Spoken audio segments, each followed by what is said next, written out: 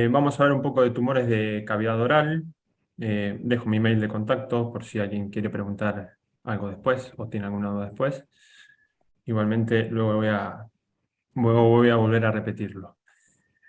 Vamos a intentar hablar un poco, hacer una introducción sobre la situación actual del cáncer de cavidad oral, los tumores de cavidad oral, hablar un poco sobre la epidemiología junto con la incidencia, la sobrevida y la mortalidad, contar un poco cuáles son los signos y síntomas que producen, cómo realizar un buen examen físico, es acá donde voy a ahondar un poquito más. Eh, Hablar un poco del diagnóstico, de los estudios complementarios que se piden, también ver un poco de diagnósticos diferenciales, básicamente me voy a buscar el cáncer, y ver si hoy en día existe algún método de screening justo para detectarlo antes, ¿no? Y voy a finalizar con unos casos clínicos como para que se haga un poquito más divertida la charla. Para comenzar voy a contar un poquito una historia. Yo cuando empecé a hacer el fellow hace 2 años atrás, eh, me hice muy amigo de los estomatólogos y me llevó muy bien verdaderamente. A partir de ahí me di cuenta que tenía mucho para aprender de ellos, que había un montón de cosas que yo no sabía sobre la boca. La mayoría de los estomatólogos son odontólogos.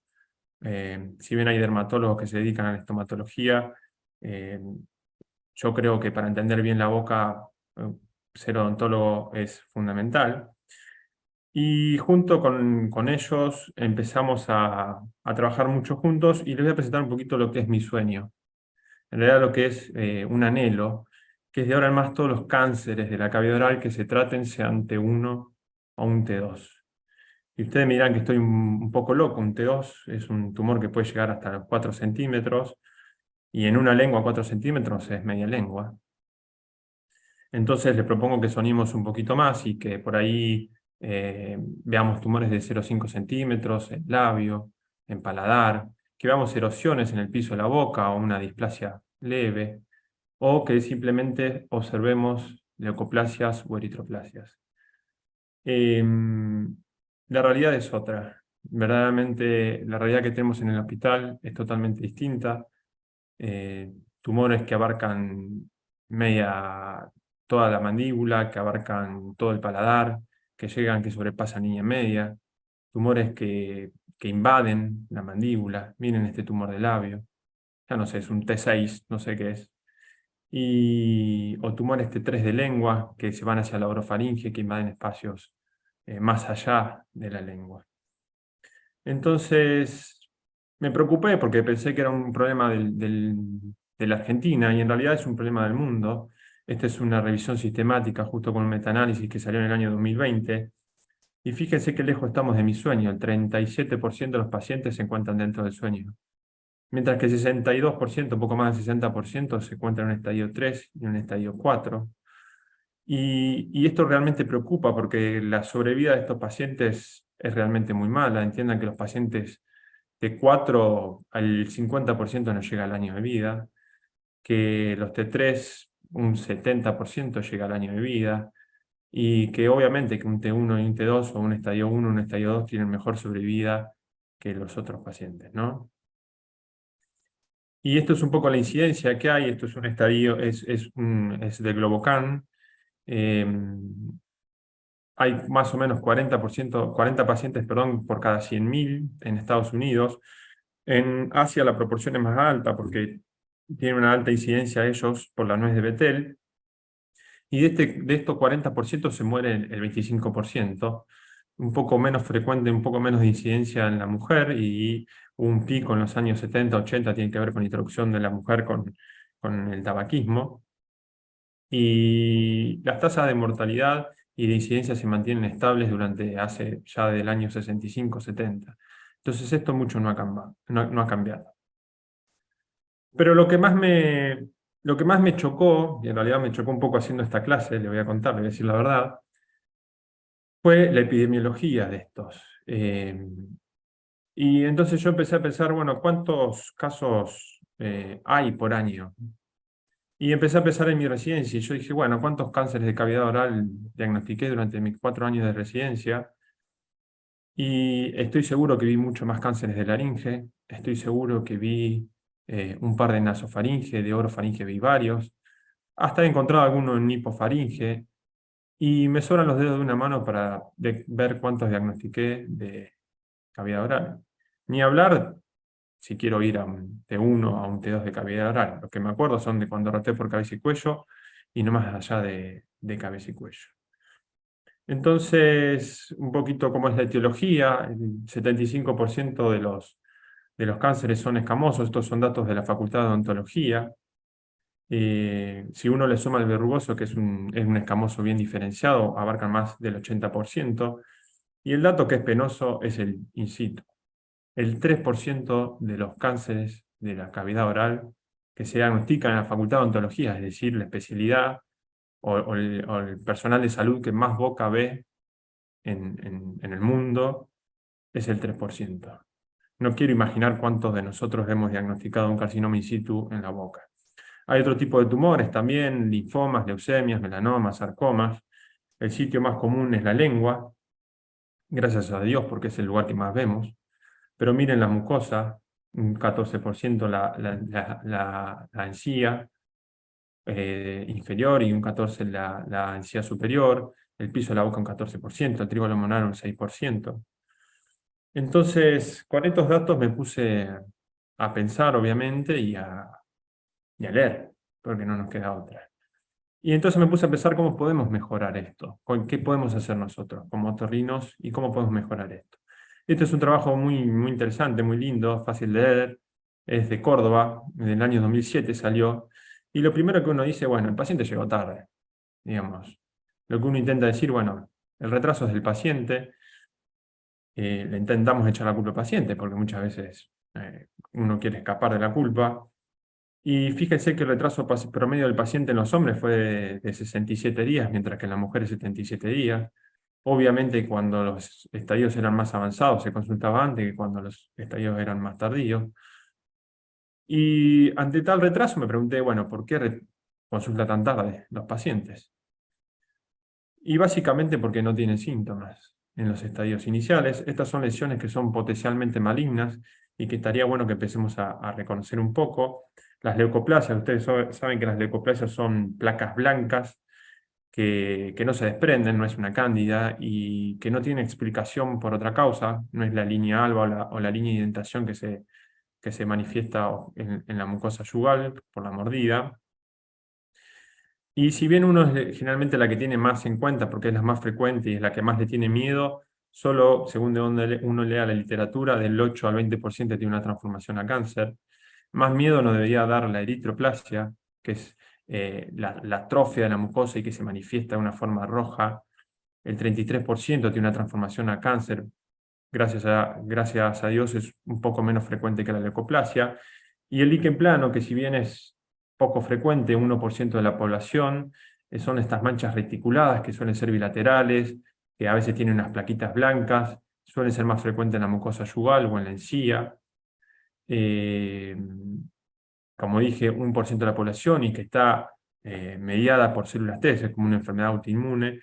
3,8% de transformación a cáncer. Hay otras eh, lesiones potencialmente malignas, pero estas por ahí son las más frecuentes y que las me gustaría que la empiecen a identificar.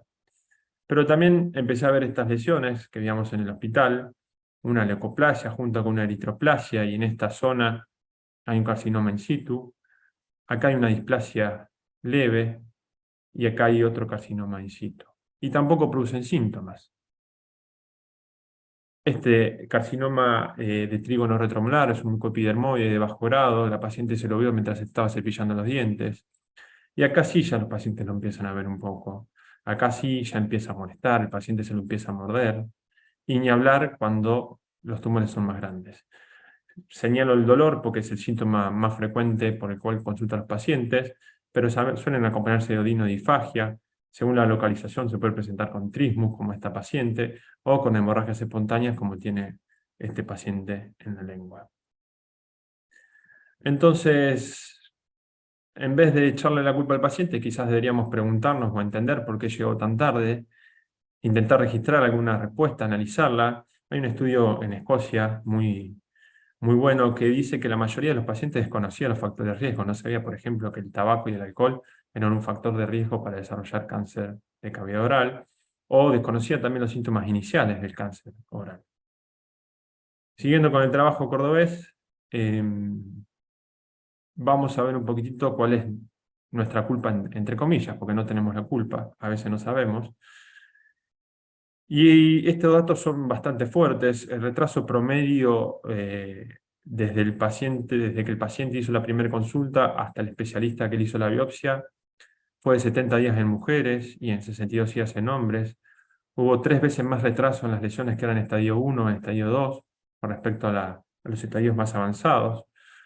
El 40% de estos pacientes había consultado con un odontólogo, mientras que el 30% había consultado con un médico. La verdad que el trabajo no dice cuántos pacientes consultaron más de una vez, pero el 80% había recibido algún tipo de tratamiento, ya sea cremitas con corticoides, enjuagues bucales, antibióticos, antiinflamatorios.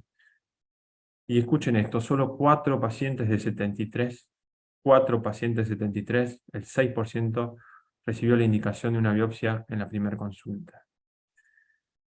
La localización, obviamente que tenía que ver, esto se lo plantea el paper también, y dice, bueno, el 100% de los cánceres de labios se diagnosticaron de forma temprana, y sí, porque es lo primero que vemos, es lo que nos choca, pero fíjese en las encías, el piso de boca, el trígono, el paladar, 100% en estadios tardíos. Y esto tiene que ver con que, creo yo, que tenemos un error en la manera de revisar la boca. Esto obviamente no abarca a todos los médicos, los otorrinos, los odontólogos, pero creo que no estamos acostumbrados a revisar boca. Creo que no sabemos revisar boca. No tenemos una anamnesis, no tenemos una población target. Preguntamos del tabaquismo, estamos bastante acostumbrados a preguntar sobre el tabaquismo, pero no preguntamos el alcohol. La población target es más de 40 años. Los pacientes, el 93% tiene más de 40 años, mientras un 7% se encuentra en una edad menor. No vemos la higiene dental, no sabemos ver dientes, no sabemos ver si hay gingivitis, por ejemplo, no sabemos derivar a los odontólogos. Y generalmente nuestro examen físico se basa en esto, en lo que operamos, en lo que nos gusta, en ir a operar amígdalas. Entonces, lo primero que hacemos es que el paciente abra la boca y vemos la orofaringe. Y un examen físico completo consta básicamente de unos pasos, es acá donde me voy a andar un poquito. Esta es una alumna que se prestó para que le hagamos la foto, pero fíjese que me viene muy bien. Tiene una queilitis, la mucosa del labio se divide, en realidad el labio se divide en dos, en una semimucosa, o bermellón seco le llaman algunos, y una mucosa, propiamente dicha, que algunos llaman bermellón húmedo. Esta paciente tiene una queilitis por deshidratación, ¿sí? Hay que revisar bien la queilitis. Obviamente que si aparece un cáncer en el labio es lo que uno suele ver. La JCC en la octava edición divide la mucosa seca o la semimucosa seca, la pasa como un cáncer de piel, pero yo la voy a presentar acá porque sé que no hay una clase sobre cáncer de labio, así que lo presento también para que aprendan a revisar labios. Luego hay que vertir los labios, empezar a ver el frenillo, empezar a ver los dientes. Miren esta paciente con un melanoma, ¿sí? Ver también el labio inferior, vertir el labio inferior, buscar la encía del piso de la boca.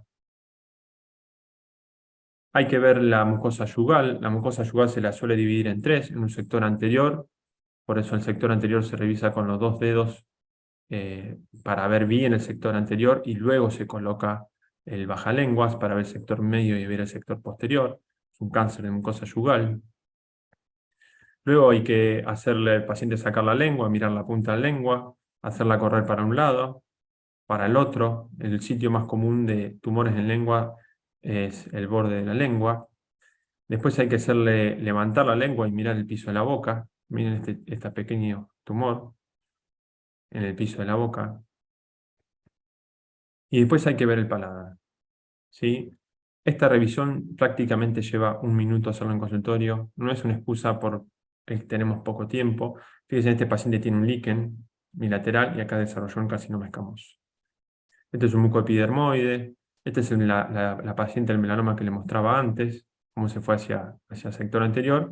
Y esto es un linfoma de paladar. Al paciente hay que revisarlo con prótesis, y esto me vino bárbaro, es un paciente que vi ayer. Es un paciente que vino con prótesis, que tiene 60 años, que se tomaba su copita de vino todos los días. Y, y ayer me consultó en el consultorio privado, hice la revisión de la boca era normal, tenía la prótesis y después le hago sacar la prótesis. Y cuando le hago sacar la prótesis, miren lo que tenía. Unas úlceras por decúbito, por inflamación, por mala adaptación de la prótesis. El paciente no tenía ningún tipo de síntoma, lo cual también es llamativo, pero el paciente no tiene síntomas, como ya vimos. Entonces le hice retirar su prótesis, esperar 2 o 3 semanas, volver, que vaya con su odontólogo para que le adapte la prótesis o para que le haga una nueva y ver cómo evolucionan estas lesiones. Y ya está demostrado, aparte, que la irritación crónica mecánica o el trauma también se comporta como un factor de riesgo que es independiente, incluso en ausencia de tabaco y alcohol, ¿sí? Y se cree también que el trauma podría tener un efecto modificador del daño generado por el tabaco o por el alcohol. Entonces, vean las bocas. El examen físico de la boca no es un examen estático, es un examen físico que es 100% funcional. Esta es una paciente que después voy a presentar en los casos clínicos, 52 años, no fumaba, no tomaba alcohol, tenía la extracción de estas 2 piezas dentarias hace mucho tiempo y las de arriba no las tenía. Entonces, cada vez que esta paciente cierra la boca y traga, la lengua entra y sale de la cavidad oral. Fíjense este canino, cómo está protruyéndose en la cavidad oral, carcinoma in situ. O lo ideal sería poder encontrar este tipo de lesiones. Un implante que está justo cerca de una zona neoplásica, de una cicatriz, en realidad es una cicatriz quirúrgica, y el implante está lastimando al lado de la cicatriz quirúrgica. Entonces, el examen de la boca no es solo un examen estático, sino que es un examen funcional. Y después conocer un poco los diagnósticos diferenciales. Esta es una paciente que mandaron al hospital para hacer una biopsia, le vieron este tumor en la lengua, una glositis romboidal media se llama esto, muchas veces producido por cándida, pero puede ser producido por otro tipo de patógenos, pero cuando uno le veía el paladar, había algo raro en este paladar. Mucha cándida en la lengua, se le hizo un diagnóstico de sífilis, ninguna biopsia, hizo el tratamiento y así es como se encuentra la paciente hoy día. Esta es otra paciente que había visto 2 otorrinos antes de verme.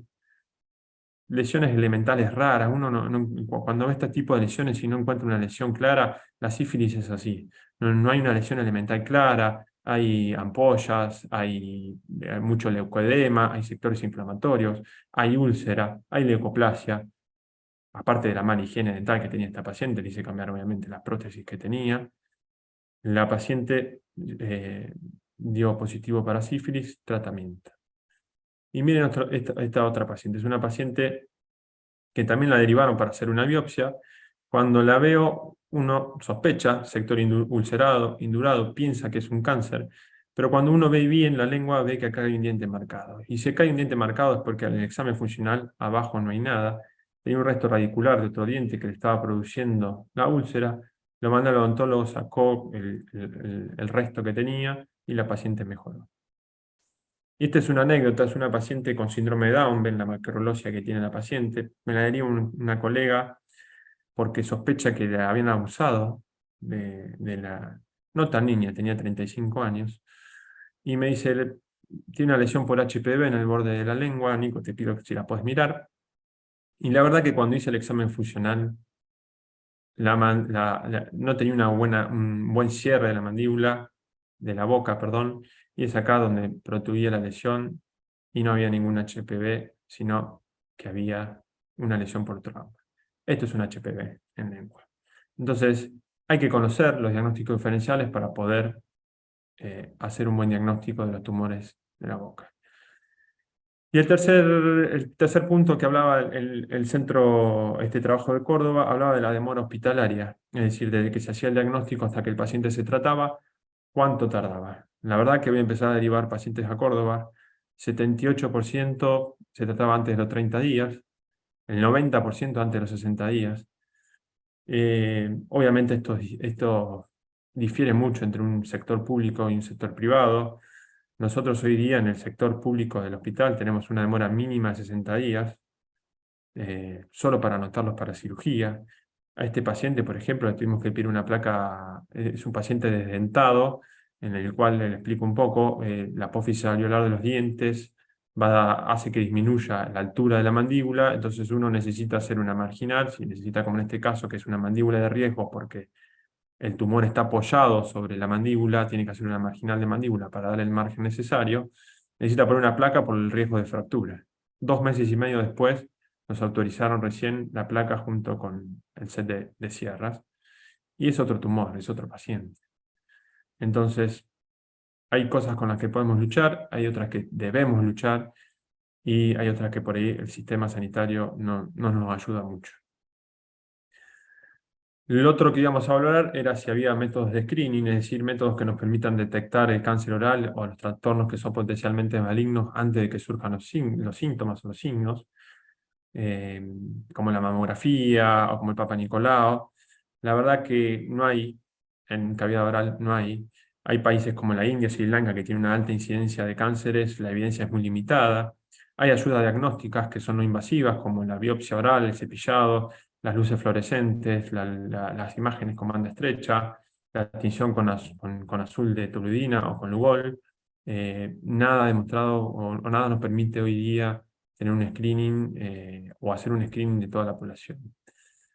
Este es un trabajo de la Cochrane que salió en el 2010, donde dice que no hay evidencia suficiente para recomendar un programa de detección, pero sí nos propone hacer un examen físico por parte de odontólogos y profesionales de la salud que estén capacitados y tener una población objetivo. De esta forma, intentar, por lo menos de esta forma, reducir la tasa de mortalidad y producir un cambio en los estadios de estos tumores. Y voy a presentar un par de casos clínicos, como para que en la charla vean un poco de qué es lo que hacemos. Esta es la paciente de 52 años que le comenté antes, que no tenía ningún antecedente, que lo habían derivado de la Facultad de Odontología. La lesión, según la paciente, estaba hacía ya un año de evolución. Era esta lesión vegetante. Fíjense que rodeando la lesión hay mucho leucoedema. ¿Sí? Esto se llama leucoedema, es lo que los yanquis le llaman filmy, es como si tuviera un papel film. Esta es la lesión que se da por el trauma, por irritación crónica mecánica. Y esto es algo que le quiero comentar, que estamos haciendo en el hospital, son tinciones con Lugol. El Lugol lo que hace es unirse al glucógeno y hacer una reacción del Lugol con el glucógeno y se tiñe de marrón. Los tumores, como hacen glucogénesis y hay actividad hiperqueratóxica, lo que sucede es que no tiñen, se ponen amarillo. Fíjense que acá hay una displasia in situ al lado del tumor. A veces uno saca el tumor y el tumor recidiva a los años, tiene que ver con que uno no hizo la resección completa. Es un trabajo que estamos llevando a cabo, todavía estamos con varias, vamos a presentar una serie de pacientes ahora, pero todavía nos falta mayor cantidad de pacientes. Y este es el tumor. Lo que dio la anatomía patológica es un carcinoma escamoso diferenciado. En cuanto a los estudios complementarios que se piden para los para los cánceres de cavidad oral, sepan que para arrancar siempre uno pide una tomografía computada, macizo craneofacial, cuello y tórax con y sin contraste. El tórax se puede pedir sin contraste, pero si uno quiere ver adenopatías a nivel mediastinal, necesita el contraste. La resonancia magnética, obviamente, como ustedes saben, es mejor para los tejidos blandos. Para la lengua es mucho mejor que la tomografía, pero ya la lengua, con la sola palpación y con el solo el examen físico, uno ya determina más o menos qué invasión tiene. Y si hay mucha amalgama en la boca que produce mucho artefacto, la resonancia magnética puede ser útil para evaluar. Las radiografías panorámicas uno no la pide de rutina, salvo que vaya a hacer una mandibulotomía o una mandibulectomía para ver la altura, por ejemplo, de la mandíbula, o si va a formar, si sabemos que el paciente, por ejemplo, va a ir a una radiación, va a hacer radioterapia post-tratamiento, bueno, forma parte de una evaluación dental integral, que el paciente probablemente tenga que ir al odontólogo antes de comenzar cualquier tipo de tratamiento. En cuanto a las metástasis a distancia, cuando uno está en un estadio inicial, el sitio más frecuente, aparte del ganglionar, es el tórax, por lo tanto, con la tomografía uno ya estuviera bastante cubierto. Y si ya hay un cáncer que es regionalmente avanzado, tipo un T3, un T4, y tiene más de una adenopatía, y uno preferiría hacer un PET-TC para evaluar la enfermedad a distancia, a veces dificultoso conseguirlo en nuestros medios. Entonces el plan con esta paciente fue una glosectomía parcial, con un vaciamiento supramoioideo porque el cuello era negativo. Sepan que casi todos los tumores de cavidad oral, por un lado, se operan casi todos, salvo en estadios muy avanzados. Y segundo, los vaciamientos profilácticos se realizan generalmente supramoioideo, es decir, 1, 2, 3, 4. Y si el paciente ya tiene una metástasis a nivel cervical, lo que se hace es un vaciamiento radical. Esto es a modo general. Los tumores del labio no suelen dar metástasis, por ejemplo, entonces, salvo que tenga una metástasis, no se hacen vaciamientos. Esta es la paciente, la marcación junto con la pieza, el vaciamiento, la glosectomía con el cierre, un cierre primario, y la pieza quirúrgica. Esta es otra paciente, es un tumor mucho más avanzado, fíjense que sobrepasa la línea media. Es decir, la resección acá con un margen va a ser casi completa de la lengua. A esta paciente tuvimos que hacer un vaciamiento bilateral porque sobrepasó la línea media. Y lo que hicimos fue reconstruirlo con un colgajo radial. Es una paciente que también tuvo que tener una traqueotomía. Este es otro paciente con un carcinoma escamoso a nivel del paladar. Hicimos la resección, la maxilectomía de Brown, y le colocamos un temporal para cubrir el defecto. Este es el vaciamiento cervical. Como la paciente ya tenía metástasis, hubo que hacer un vaciamiento radical. Y esto es un poco el temporal, un poco más tarde. No siempre cubrimos los defectos. Esto es un mucoepidermoide de bajo grado. Es una paciente muy joven, 29 años tiene. Hicimos la resección. Fíjese qué defecto quedó, qué comunicación con las fosas nasales. Le pusimos, aprovechamos que justo salió la bola de Billat, le pusimos un poco la bola de Billat. Le pusimos una placa que obturaba, y fíjense cómo se va cerrando con el tiempo. Esta paciente está en plan de colocar una prótesis que obture el defecto. Acá le marqué una pequeña úlcera por la placa.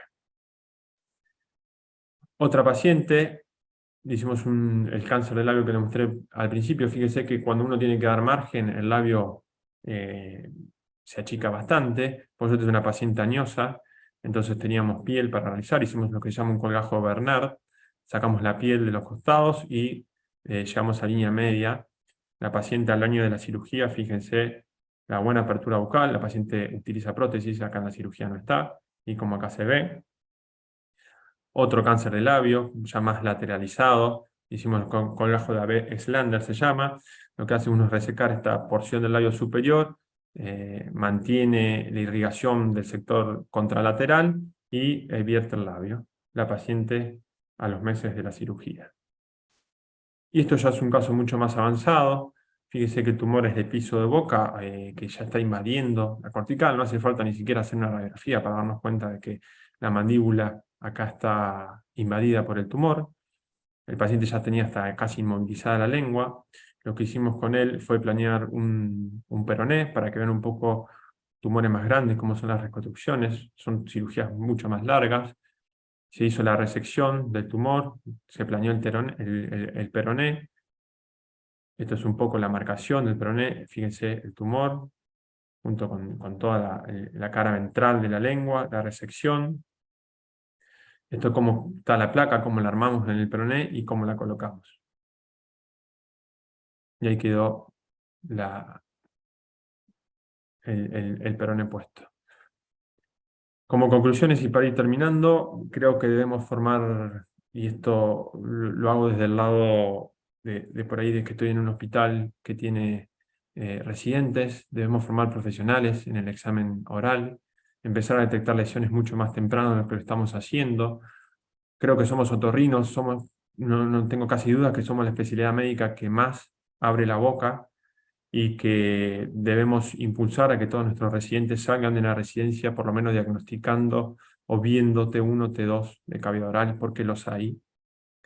La patología oral requiere un abordaje multidisciplinario, sí o sí. Necesitamos estomatólogos que están en falta. Necesitamos odontólogos y maxilofaciales, también como cirujanos de cabeza y cuello. Necesitamos fonoaudiólogos que hagan rehabilitaciones. Necesitamos oncólogos para hacer tratamientos que después los pacientes requieran o para tratar en conjunto. Se necesitan campañas intensivas en la promoción pública para que los pacientes sepan, para que los pacientes se enteren y sepan cuáles son los signos y síntomas. Hay que empezar a probar diferentes modelos de detección, se basado ya sea en la demografía, ya repito, mayor de 40 años, tabaquista, alcoholista, y identificar a estas personas de riesgo y revisar la boca. Y sí o sí necesitamos mejoras en los sistemas de atención, necesitamos profesionales que se dediquen a la detección y al tratamiento de los tumores de la cavidad oral. Agradezco obviamente al servicio de estomatología del hospital, que me ayudó con varios casos y me revisó la clase. Y muchas gracias. Esta es una campaña que se hace anual sobre el cáncer de lengua, sacarle la lengua del cáncer, después lo pueden buscar. Y bueno, espero que haya sido de ayuda.